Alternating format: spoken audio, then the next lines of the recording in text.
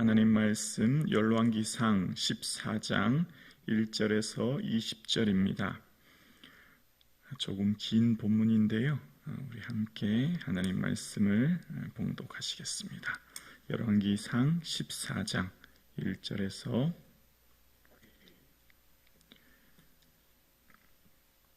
20절입니다. 함께요.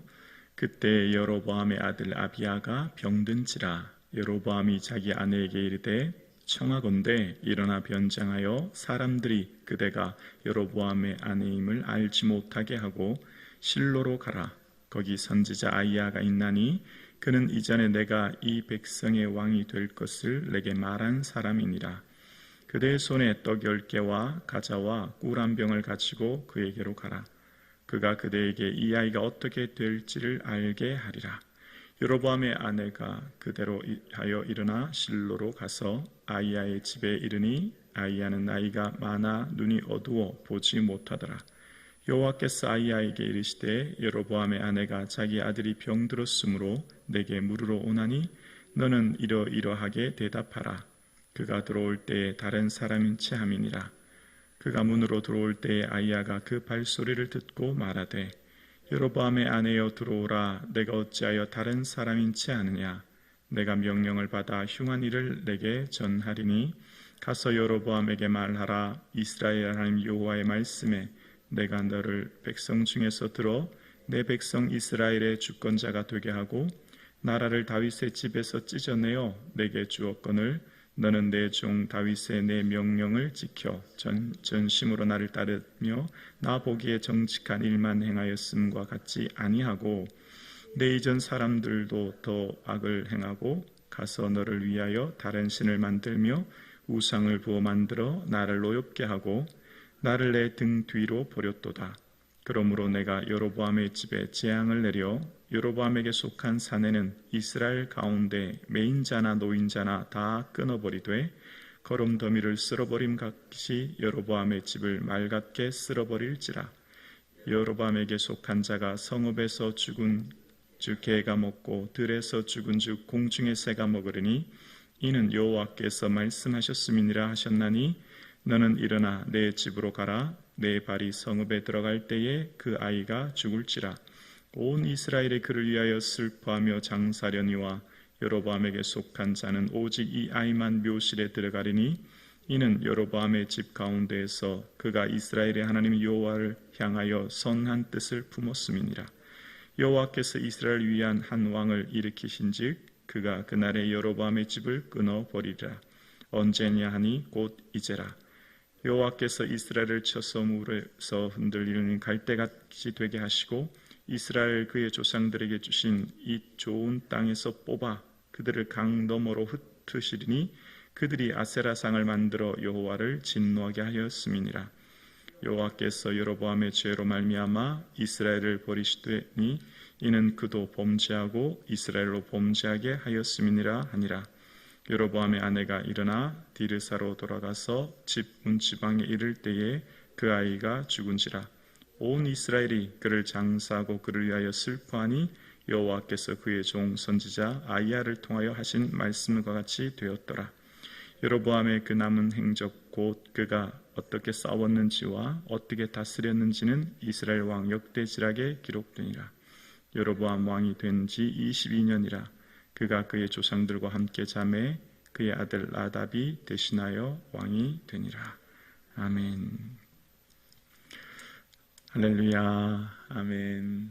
비가 오는 가정문대에서도 주의 전에 불러주신 하나님께 감사드립니다. 예수님의 평강이 충만한 이 하루 되기를 주님의 이름으로 축복합니다. 아멘. 여로보암은 자신의 아들이 병들게 되죠.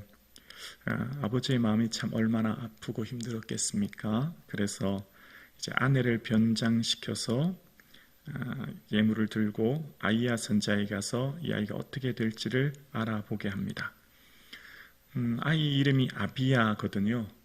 나의 아버지는 하나님이시다라는 뜻입니다. 여로보암 마음속에 하나님에 대한 두려움은 있었던 것 같아요. 그리고 이 아이만은 정말 하나님을 경외하는 아이로 자랐으면 하는 마음이 담겨져 있는 것을 봅니다. 그런데 믿음이라는 게 마음만이 아니라 삶으로 이렇게 드러나야 되지 않습니까? 그런데 오늘 본문을 시작하는 14장 2절에 33절에도 이 앞절에도 보면 돌이키지 아니하고 그런 표현이 33절에 나오지 않습니까? 하나님이 말씀을 통해 깨닫게 하시고 하실 때 돌이키고 회개하면 좋을 텐데 그 말은 곧 하나님이 지금 기다리고 계셨다는 거죠. 그러니까 13장 끝날 때까지 하나님은 계속해서 기다리고 또 인내하고 계셨던 하나님을 봅니다. 근데 오늘 보면 드디어 이제 징계가 시작됩니다. 이 징계는 어느 누구도 막을 수 없습니다. 하나님의 이 시간표를 누구도 되돌릴 수가 없죠. 하나님께서 주신 그 시간, 그 회개의 시간을 붙잡을 수 있다는 것이 얼마나 큰 복인 것을 알게 됩니다. 그러면서 오늘 아이가 이 병들어서 아이야 선지자에게 보낼 때 아마 여로보암이 이전에 제단에서 손이 말랐을 때 하나님의 사람의 기도로 고침받았지 않습니까? 그러니까 이 아이를 보내는 것은 어떻게 될지 모르는 것과 동시에 또 좀 이 하나님의 아이야가 이 아이를 좀 고쳐줬으면 그런 마음이 담겨져 있었다고 생각합니다. 그래서 이제 이 아내를 보내는데 아내가 갈 때 하나님이 아이야에게 말하죠. 이 아이야 선지자에게 그 오는 사람은 이제 여로보암의 아내고 그 아이는 이제 죽게 될 것이다. 그런 말씀을 하게 듣습니다. 그렇게 되고 하나님께서는 더 큰 충격적인 말씀을 하시는데 7절부터 9절까지의 엄청난 징계의 말씀을 하나님의 그동안 참고 하나님이 그동안 얼마나 섭섭했는지에 대한 말씀이 기록되어 있습니다. 7절에서 9절을 제가 한번 봉독해 보겠습니다. 14장 7절인데요. 가서 여로보암에게 말하라. 이스라엘 하나님 여호와의 말씀이 내가 너를 백성 중에서 들어 내 백성 이스라엘의 주권자가 되게 하고 내가는 하나님이시죠. 내가 너를 하나님께서 여로보암을 주권자가 되게 하셨다고 하시고요. 8절이요.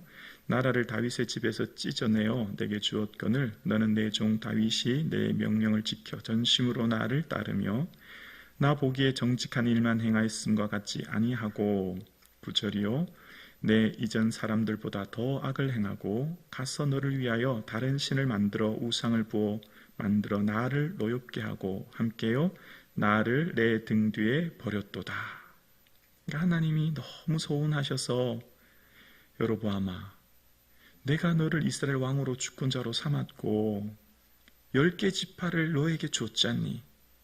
근데 어떻게 너는 다른 우상을 섬기며 나를 너의 등 뒤로 던지느냐? 나를 이렇게 무시할 수 있느냐? 어떻게 나에게 이렇게 할 수 있느냐? 그 하나님의 그 섭섭함이 나와 있습니다. 나를 너의 등 뒤로 던졌대요. 내 등 뒤로 하나님을 던져버렸다는 겁니다. 하나님 전혀 의식하며 살지 않았다는 거 얘기하는 거예요. 여러분 기억나십니까? 내가 항상 여호와를 내 앞에 모시며 시편 16편 기억나시죠? 다윗의 고백이요. 항상 내 앞에 계신 하나님. 항상 하나님을 의식하며 살았던 다윗. 그러나 항상 하나님을 내 등 뒤로 던졌던 여로보암. 하나님의 그 섭섭한 마음, 그 아픔이 지금 묻어나는 거죠. 너 어떻게 내가 너에게 다 이렇게 주었고 너를 왕으로 세워주었고 지금 너를 살게 했는데 너 이렇게 할 수 있니? 여러분 여로보암이 왜 이렇게 했다고 여러분 생각하십니까? 분명 여로보암은 마른 손이 마비되었던 손이 고침받았잖아요. 이 치유의 기적이 있잖아요. 그리고 이전에 아이야 선지자를 통해서 옷을 찢어 주어서 내가 왕이 됐다는 거 다 알잖아요. 머리로도 알고 신앙의 이 체험도 있어요. 근데 어떻게 이렇게 될 수 있을까요? 이 여로보암의 마음의 핵심의 중심에는 두려움이 있었다 생각합니다. 두려움. 여러분 기억나십니까? 이 앞절에 백성들이 자꾸 예배드리러 제사하러 예루살렘에 가니까 이러다가 사람들의 마음이 바뀌어서 나를 죽이고 르호보암 왕에게로 가겠다 그 생각이 들었다고 그랬지 않습니까? 왜냐하면 이전에도 백성들이 감독관을 죽이고 자신이 왕이 되었기 때문에 혹시 사람들이 나를 죽이고 다 남유다로 가면 어떡하나 그 마음의 두려움 때문에 그렇거든요. 그러니까 우리 마음의 믿음이냐 두려움이냐 이 갈등 속에 우리가 오늘도 살고 있는 것 같아요. 정말 하나님을 경외하고 믿음으로 살아야 되는 건 알지만 현실적인 두려움, 미래에 대한 두려움, 삶의 경제적 건강, 자녀, 여러 가지 수많은 두려움. 지금 이 여로보암의 아들의 이름도 아비야잖아요. 아비야. 나의 아버지는 하나님이시다. 이름도 그렇게 지을 정도로 하나님에 대한 경외하는 마음이 있었는데 왜 그 삶을 따르지 못했을까요? 여로보암 마음 깊은 곳에는 내 삶에 이 백성들의 마음이 돌아서서 바뀌면 어떻게 될까 되는 두려움 때문에 임의로 8월 15일이라는 날짜를 정하고 베델과 단의 제사장을 세우고 보통 사람으로 제사장을 세운 것이라 생각해 봅니다. 그러면서 하나님께서는 10절과 11절에 정말 엄청난 징계의 말씀을 하시면서 11절 말씀은 열왕기상 21장 24절과 거의 똑같은데요. 앞에 단어 주어만 다릅니다. 여로보암에게라는 단어니 아합에게라는 단어와만 바뀌고 끔찍한 징계의 말씀을 하시는데요. 그 아합에게 실제로 아합이 전쟁의 사활을 맞고 죽었을 때 그 마차의 피를 개들이 핥게 되고 이사벨이 창에서 화장을 할 때 예후의 개혁 때 떨어져서 죽었을 때 개들이 두개골과 손과 발 외에는 다 먹게 되지 않습니까? 그러니까 끔찍한 징계가 이후에 일어날 것을 말씀하십니다. 그래서 이제 12절에 보면 12절에 너는 일어나 내 집으로 가라. 내 발이 성읍에 들어갈 때에 그 아이가 죽을지라. 이제 현재적 심판을 얘기하는 겁니다. 너의 삶에 이제 어려움이 있게 될 거다. 그래서 17절에 보면 그대로 이제 현재적으로 드리사에 도착했을 때 그 일이 일어나게 됩니다. 그리고 더 큰 정말 엄청난 무서운 징계의 말씀이 15절에 나옵니다. 15절에 보면 여호와께서 이스라엘을 쳐서 물에서 흔들리는 갈대같이 되게 하시고 이스라엘을 그의 조상들에게 주신 이 좋은 땅에서 뽑아 그들을 강 너머로 흩으시리니 그들이 아세라상을 만들어 여호와를 진노하게 하였음이니라. 여기 강 너머로 할 때 강은요 유브라데 강이거든요. 그러니까 앞으로 있을 이스라엘의 멸망을 얘기합니다. 이 좋은 땅 가나안 땅에서 멸망하여 흩어져서 아수르의 포로가 되어서 그 강 너머 유브라데 강까지 흩어지게 될 것을 지금 말씀하시는 거예요. 그래서 이 예언의 말씀대로 열왕기하 17장 6절에 보면 호세아 9년에 아수르가 이들을 쳐들어와 하알라, 하볼, 메대, 고산 여러 강가에 흩어버리는 포로로 데려가 버리는 끔찍한 모습을 봅니다. 오늘 본문을 우리에게 뭘 말씀하실까요? 죄의 막강한 영향력입니다. 죄의 파괴력, 제가 얼마나 무섭고 큰 힘을 가지고 있다는 것을 얘기하면서 이 죄의 파괴력은 가정뿐만 아니라 한 국가를 무너뜨리는 엄청난 힘이 담겨져 있음을 말씀하시죠. 그래서 오늘 본문을 통해서 또 깨닫는 것이 있습니다. 오직 예수 그리스도 십자가 보혈만이 우리를 정결하게 하고 죄의 싹신 사망에서 우리가 구원 얻는 줄로 믿습니다. 예수님만이 이 엄청난 파괴력, 무거운 죄, 우리를 억누르는 죄, 우리를 사망으로 이끄는 그 죄에서 구원하는 보혈의 능력이 우리는 있음을 믿습니다.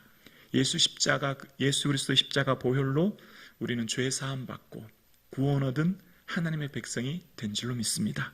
이제 우리가 거룩한 하나님의 사람이 되었고 거룩한 백성 되었으니 우리의 매 순간의 삶마다 내 앞에 하나님을 모시고 아멘이시죠? 내 앞에 항상 하나님을 모시고 하나님과 동행하고 주님을 의지하는 저와 여러분 되기를 주의 이름으로 축원합니다. 하나님은 인애가 크시고 사랑이 많으신 분이십니다. 그러나 반드시 말씀하신 대로 이루시는 분이십니다. 우리의 삶 가운데 하나님의 그 어미하심, 그 두려우신 하나님을 다시 한번 기억하며 두렵고 떨림으로 구원을 이루는 저와 여러분의 삶 되기를 주님의 이름으로 축복합니다.